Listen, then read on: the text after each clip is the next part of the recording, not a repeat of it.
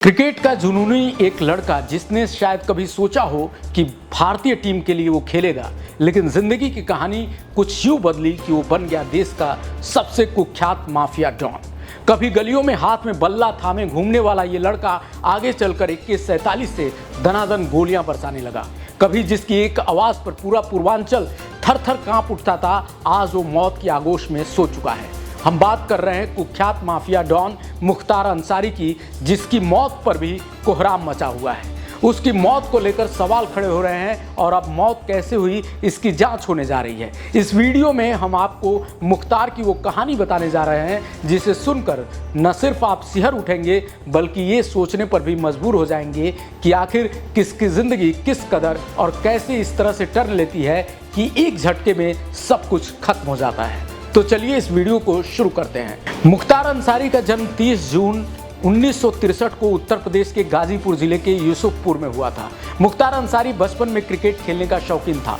वो आगे चलकर क्रिकेट बनने की चाहत रखता था, लेकिन कॉलेज के दिनों में उसकी ज़िंदगी अचानक से बदल गई।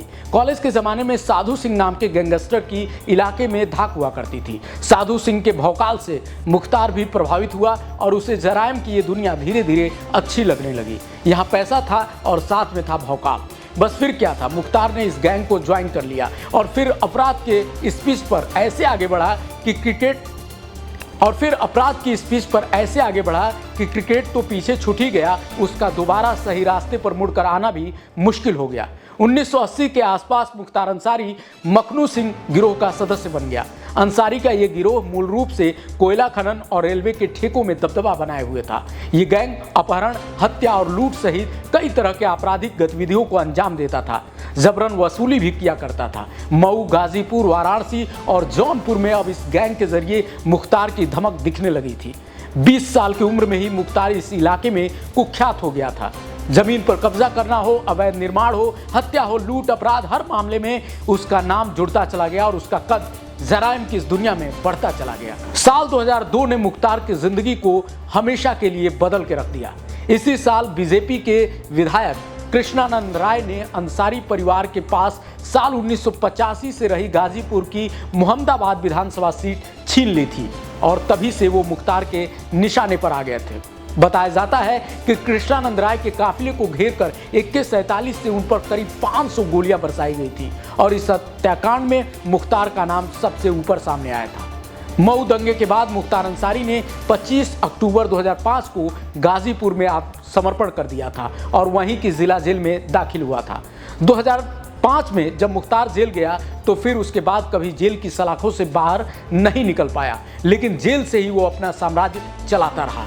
मुख्तार जिस भी जेल में रहा उसका रुतबा हमेशा रहा, चाहे गाजीपुर जेल हो, बांदा जेल हो या पंजाब की रोपड़ जेल। मुख्तार पर 61 केस दर्ज थे। इनमें हत्या के 8 केस तो जेल में रहने के दौरान दर्ज हुए थे। आप सोच सकते हैं कि जेल से ही उसका रसूख कैसा था। उसने 15 साल से ज़्यादा वक्त जेल में काटे, लेकिन 3 बार तो वो जेल से ही विधायक भी बना। अपराध की दुनिया से लेकर सियासत की पीच तक हर जगह मुख्तार का दबदबा दिखा। मुख्तार 5 बार विधायक रहा।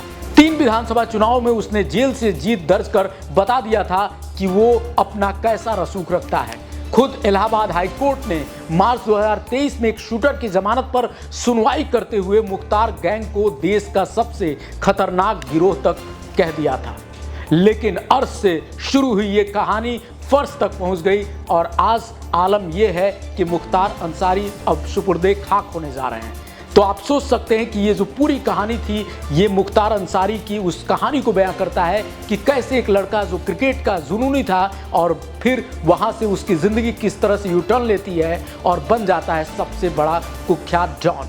मुख्तार अंसारी को लेकर आपके बारे में या उनको लेकर आप क्या जानते हैं, कौन सी कहानी उनकी आपके पास है, कमेंट्स में आप हमारे साथ उसको साझा कर सकते हैं। फिलहाल देश और दुनिया की बाकी खबरों के लिए देखते रहिए लाइव यूपी न्यूज़ 24। नमस्कार।